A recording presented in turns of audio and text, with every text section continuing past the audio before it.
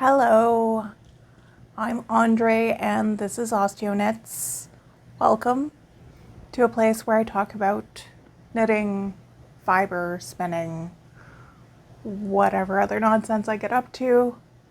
I am a human osteologist and I live in Northern Ontario where I am a professor who teaches forensic science and anthropology, and this is why I have my Scully friends here. I did take a little hiatus. 2025 was rough and it continued up until the end, basically. This is the first recording in 2006. Happy New Year. Yeah, let's just get right into it.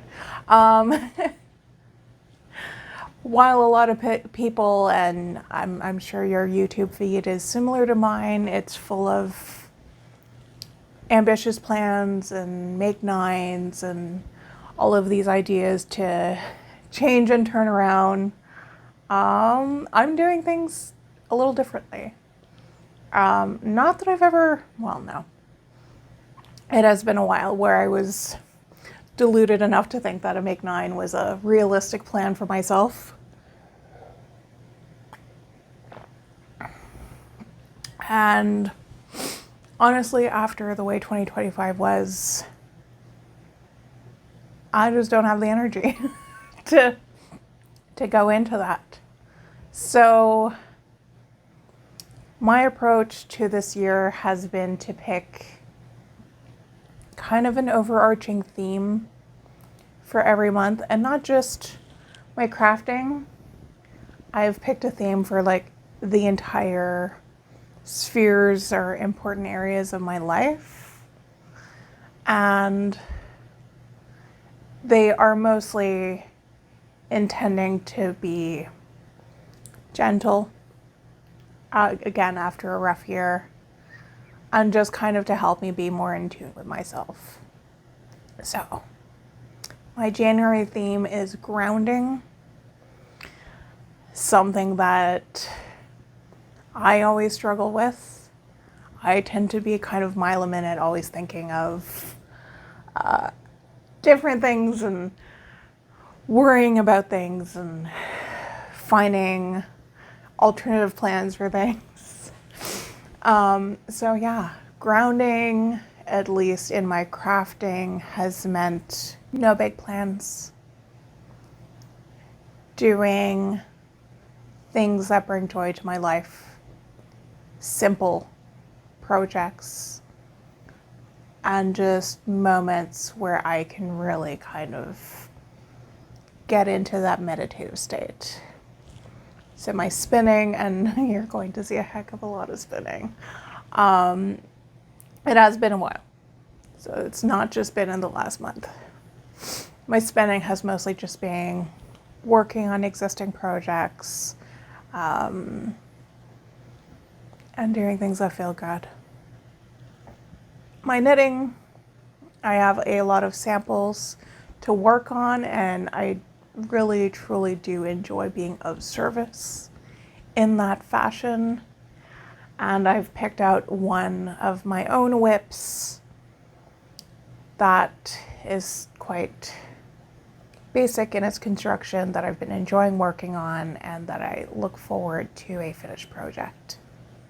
If you follow me on Instagram, you may have seen that in the last few weeks of December, I did a little make-along. I mean, really, it was just me doing this and people joined in, and I was happy to have people join in, but something I called 12 Days of Whips. It was totally inspired by Yarn and Yarns, 12 Days of Cast-Ons, except I looked at my pile of whips and saw that I had no business casting on 12 whips, and rather I had casting on 12 projects, and that rather I had 12 whips that I could work on. So every day I picked out one whip and worked only on that for the day. And I really enjoyed it. It was a nice way to kind of explore some projects that I hadn't touched in a while, evaluate what is working, what isn't working. And it really helped me kind of just be up to date on each one, make it fresh on my mind, so that moving forward, when I revisit it, it's less kind of dusting off the cobwebs and remembering what I did. I think I'll likely do that again in December. So if that's something that you might be interested in, I'm happy to have people join in. I had finished a sock during that period. I don't have that with me, but I do have 2 finished objects. One is a little older. I did finish this in December, but let's get the right side here. This is the right side. So it's a monster, isn't it? Stand up for it. Here's my Attune shawl. This is a pattern by Andrea Mowry. It is knit using my hand spun, which was fiber from Akira Rose. This is the right side. It is essentially reversible. Here's the wrong side. It is in part half fisherman's rib and brioche with 2 different colors, both of which are hand spun. So there's this green one here and this more kind of neutral with some purple. And then there's a garter edge. The pattern, I just touched the microphone there. The pattern had a much wider garter edge. I initially was going to knit these 2 colors until I ran out, and then add another pair of colors to do the garter. But as this is so big, I decided to just finish up the initial 2 yarns and did that in the garter. This is like a blanket that you can wear in public. I love it. It is so cozy and warm. It has been excellent in these cold days that we have had in the Northern Ontario winter. It is so cozy. It was, I keep hitting my microphone. It was such a nice meditative knit because there wasn't that much of a pattern repeat to remember. It's very easy to read the knitting. So yeah, excellent, easy pattern, great fun. It's so squishy. And given that you can customize it so easily, make it as big or as small as you want, it is great for especially something like hand spun where you don't have a set amount, right? It's a little harder to know exactly how much you've got with hand spun. Okay. Another recent finish actually is a sample for the frosted stitch. This is, let's get rid of any hair here. This is the Kraken Cowl by Mary Hunt. It is knit out of this really deep navy, murky, dark blue is Maelstrom. And then this kind of dirty neutral with flecks of light blue, that is Davy Jones Locker.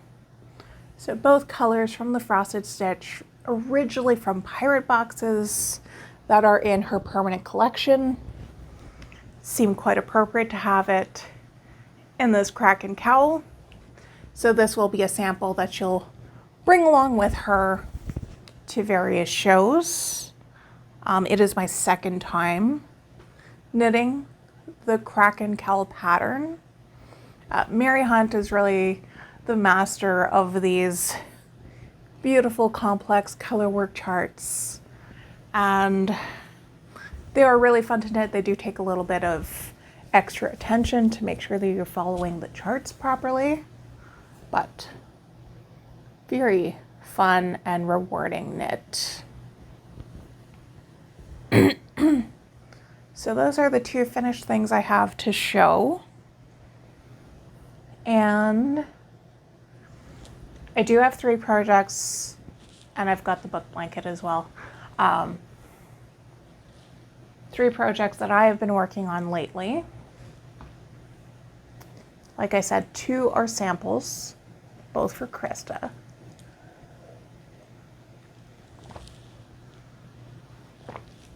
I'll start with my personal project that I've been working on. That's not in this bag. It's in this bag.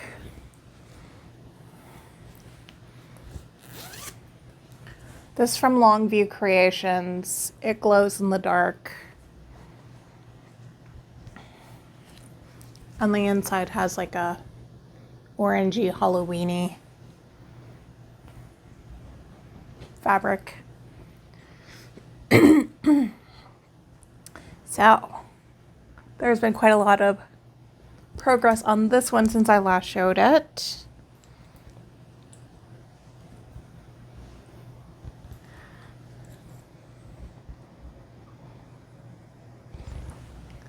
This is my Love Note by Tin Can Knits. It is knit out of Knit Picks Aloft in the color Toronto, which is this lovely kind of light blue. It's here. And a sock yarn that I had dyed along with Krista when we first reconnected several years ago. So it has a white base with some different shades of blue and a bright kind of greeny yellow. I thought that they were a perfect match, and they really do blend quite well. This is a fairly loose gauge knit, so it does knit up quite quickly. I think the last time I showed this, I hadn't even done the collar. So I did the collar probably in December. Yeah, I think I did. And continued on the body, and I've just started the ribbing. So this is intended to be, I didn't do the cropped size as per the pattern. This is the full length size, although it is still sort of a crop fit. Given the open lace, I know I'm going to be layering it. And very likely I'll be layering it over a dress. So I didn't want it too long, especially bunching at the waist. So this, I mean, this is going to be a good length. So this has been my personal project that I've been working on this month. The fact that it's yarn that I dyed with Krista is so fun. It's so enjoyable kind of working with these colors. They're very calm, soothing colors. And it's just, well, it's been a lot of stockinette to do, and now it's just 1 by 1 rib. It's working up really fast. I love how it fits so far. It just fits perfectly, which for reference, I did the XL size on this. Really enjoying the pattern. I'm working using the Tin Can Knits app, which is really nice because you can select your size, so you don't have to like read through all of the brackets for what size you're knitting. You're not potentially reading the wrong thing. So it's been pretty idiot proof. I know. Very enjoyable.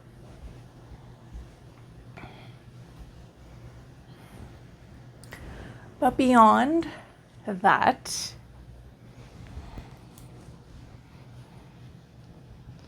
I have been working on 2 other samples for Krista. One is another colorwork cowl by Mary Hunt. It is the Owl Nouveau. So I don't have too much here. I've got the ribbing and a couple of rows, but at least you can see the contrast here. The colors I'm using are Underworld. It's really nice blue from the Mummy collection, which is being kept as a permanent color, and Hoarfrost, originally from the Arctic collection. I am really enjoying how Hoarfrost is working up. I like how it's sort of blending in. It's almost like a watercolor, how those colors are working up. Here, show the other side too.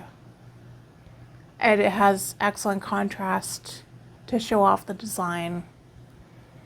So this has been, you know, when I can closely follow a chart, what I'm working on. When I can't closely follow the chart, if I'm reading or not in a state of mind where I want to think too much, I either work on the love note or the other sample. The other sample is the Winona Polo by Emily Chen. And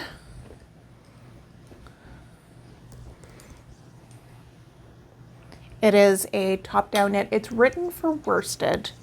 I am knitting it out of DK weight yarn. I had swatched and met gauge, and I've got lots of cables. So here, I started with the back. So this is the back. And now I'm currently working on the front. Started separate left and right. And I have just joined the 2 halves.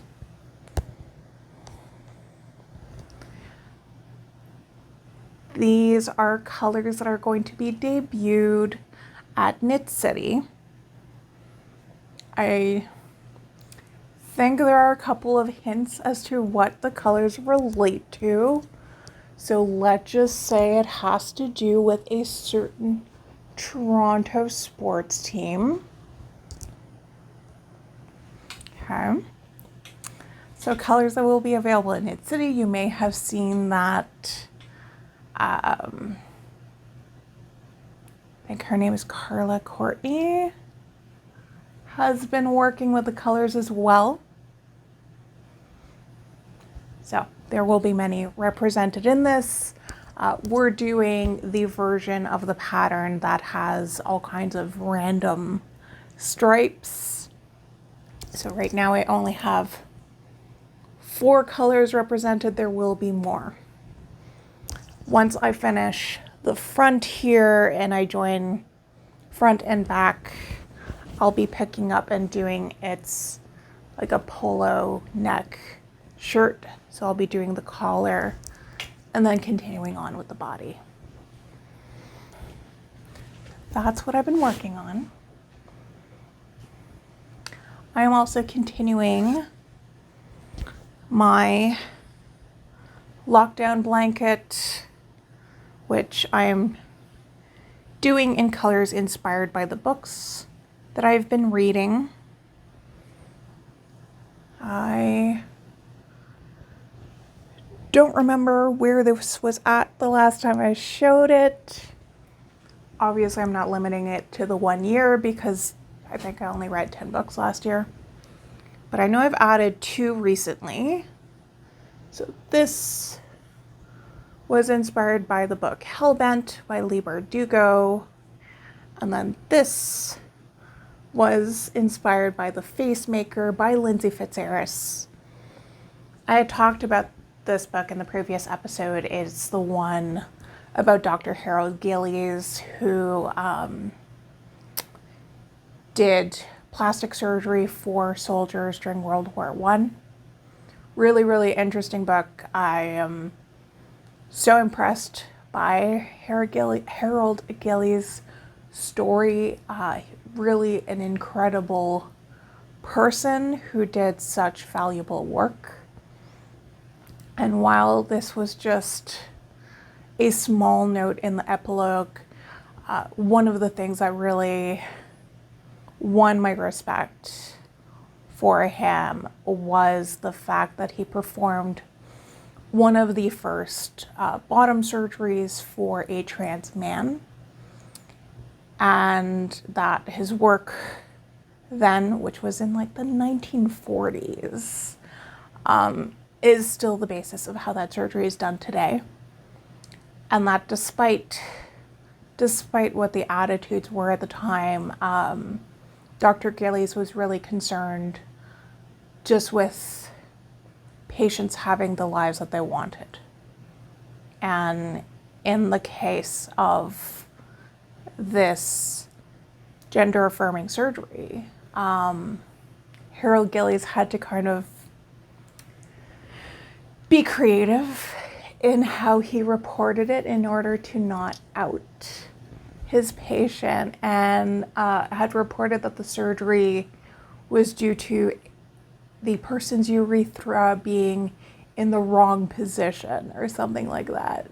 So, yeah, I'm, it was a small paragraph in the epilogue, but I'm so curious to know more about that story and, if there's anything about it.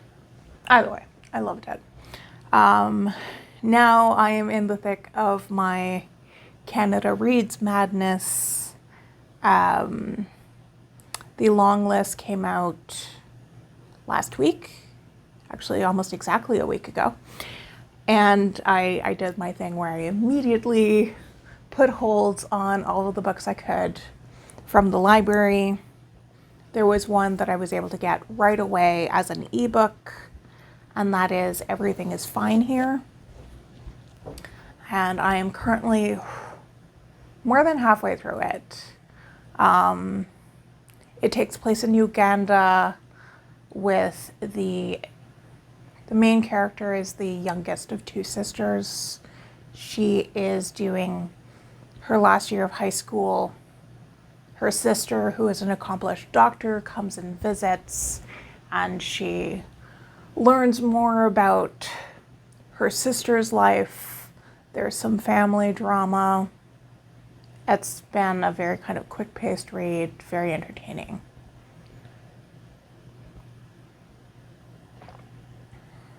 It's always exciting to see what Canada Reads picks out, not only for the short list, but also the long list.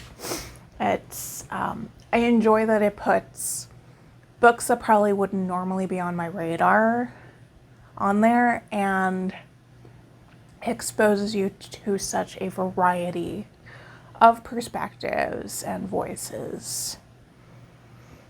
Yeah. I've already gone on the book thing because of that. In the last few months, I've done a lot of spinning. Where do I even start? Okay, I'm probably going to go through this kind of quick fire, just so it's not too much. All right. Let's start with, I have this tiny little scan that I did on the supported spindle. It was a really fun one because this one has like big chunks of sari silk in it. So initially, as I spun it, it was very thick and thin. I didn't know how it would ply up. Like, I only have a small amount. So I applied it on my e-spinner and I decided to chain ply it. And I'm actually quite happy with how it turned out. It tamed a lot of those big chunks of sari silk.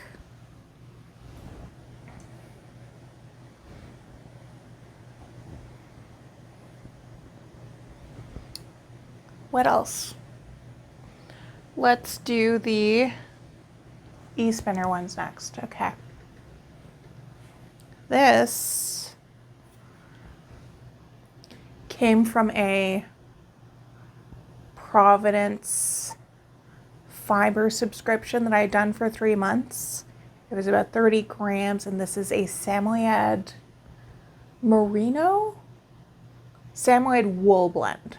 So I think it was 25% Samoyed, which is a dog breed, kind of like a husky if you're not familiar, and the rest is wool. So it was really interesting to work with that texture. You can see it's got this really nice halo, and given that I knew it was going to be a really fluffy fiber, I tried to really practice my long draw on the e-spinner, and I think that really gave that, oh my god, so fluffy. And then I just plied it on itself.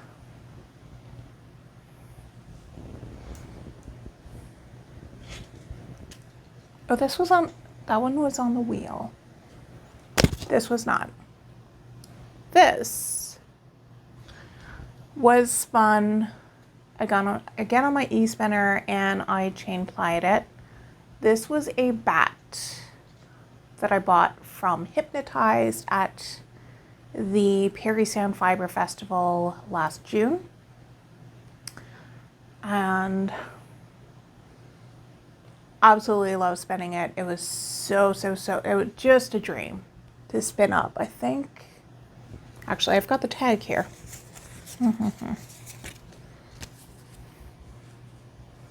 BFL and Corriedale is what it was. I love the colors. It's got this, it's primarily like a gray with these purple and teal pops in it. And I wanted to keep those bright colorful bits, so that's why I chain plied it. And I'm pretty happy with how this turned out. I told you there's lots. There's so much. This was done on the drop spindle. I had a variety of mystery fibers from Chaotic Fibers that they were similar colors with the black mulberry silk. I chunked them up into bits, randomly grabbed them and spun them, and then plied it on itself. It's a very kind of like bubblegum, cotton candy-esque pastel colors. And then this, another Chaotic Fibers mystery fiber. This one I spun on my Turkish spindle. It is, my guess is it's a wool blend with some sort of bamboo in it. You can see that sheen off of it, like either bamboo or silk. And in doing this, I just really enjoyed working with the Turkish spindle. And then it's plied on itself. I plied it on my e-spinner. 4 more to go. The next 4, all done on my wheel. So this is fiber I had spun a long time ago. Like, I know I had the single before Tour de Fleece, and I've just now finally plied it. I spun it on my wheel and then chain plied it on my wheel as well. And I'm pretty impressed with how my chain ply is coming along. Okay. The next three, I may have shown one of these, I don't remember, but these I'm spinning to be sort of a fade in some respects. And I have two braids each of two colors, or had two braids each of two colors from a Cara Rose that were complementary colors. One was called Grunge and the other one was Nightlight. So this one is just Grunge. These two have one strand of Grunge and one strand of Nightlight. And then the fourth and final one in this series that I'm working on is just Nightlight. So I don't have a specific project in mind, but the goal is for them to sort of fade from one end to the other. So you can see that this one's a little bit darker than these two, and a very kind of sheepy woolly wool. So my current spins, I'm working on that last one of this. And of course I have spins on all of I have a spin going on my e-spinner. I have two supported spindle spins. On my Turkish spindle, I am trying out for the first time ply on the fly, which has been really interesting. Yeah, I've got one on my drop spindle too. I don't have too much to show in terms of acquisitions. I did get the Frosted Stitch Indiana Jones winter box, but I haven't lugged that out here. I will be receiving the Frosted Stitch subscription in the upcoming year, but I have the last installments of last year's subscription. So the 12th month in the Expeditions collection was Woolly Mammoth. This makes me think of a couple of years ago, she did a collection that was inspired by movies. This makes me think of Gremlins, what she did with that. And for anyone who subscribed for the full year, they got a bonus 13th skein in December. And that was Wendigo. And I love these colors. I like the sort of periwinkle blue, sort of purpley, and then this like rusty terracotta, like it's kind of brown, kind of burgundy. And there's the little stitch marker. Yeah, very nice. Yeah, I haven't bought any yarn since. I did just purchase a fiber box, not that I have any business adding more to my collection, but yeah. It's been a fairly gentle start to the year. I don't even remember if I said, but I'm still very much dealing with my grief over losing Isis. That was and continues to be really hard.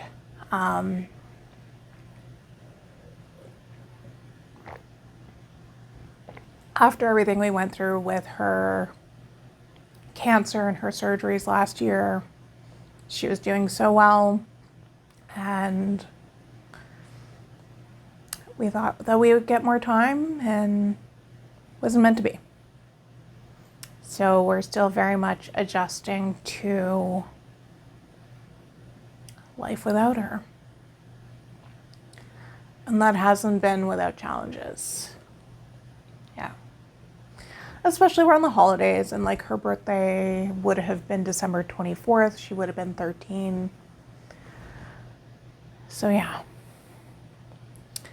We're adjusting to a house that is a lot quieter and a lot emptier. The term started, this is the second week of term. And work is not without its own challenges. While academic life is always chaotic and busy, my faculty union is gearing up for the potential that we may be on strike on Monday the 19th. So whenever I've actually edited and posted this, I may potentially be on strike at that time. And it's not a position that I don't think anybody wants to be in. We had a strike in 2017. At the time I was a part-time instructor, so it was a different situation. But since then, faculty here had sacrificed a lot, not only during the pandemic, but also in 2020, 2021, the university went through an insolvency, and yeah, under the belief that the university would close without such sacrifices, faculty agreed to a 5% cut in pay and an increase in workload and compromises with our pension. So now, since it's the first collective agreement negotiation since that time, we're at least trying to regain some of what we've lost. And negotiations haven't gone well. Fortunately, I'm not involved in the negotiations this time around, but it's certainly a stressful situation. I would much rather be in class teaching my students, but I think we have sacrificed so much for so long and certainly deserve some recognition for that. So, and to strike in Northern Ontario winters where I think it was minus 27 with the wind chill just now, is not going to be pleasant. We will see how that all plays out. So now more than ever, I'm trying to kind of tap into that grounding energy that I'm aiming for this month. I hope that by next month, we will be in a better situation, that I will have less stress. And I know that in the grand scheme of things, this is a minimal thing. There is so much going on throughout the world that is just horrifying and devastating and just awful. So perhaps I'm not the only one who would benefit from a little slowing down and grounding.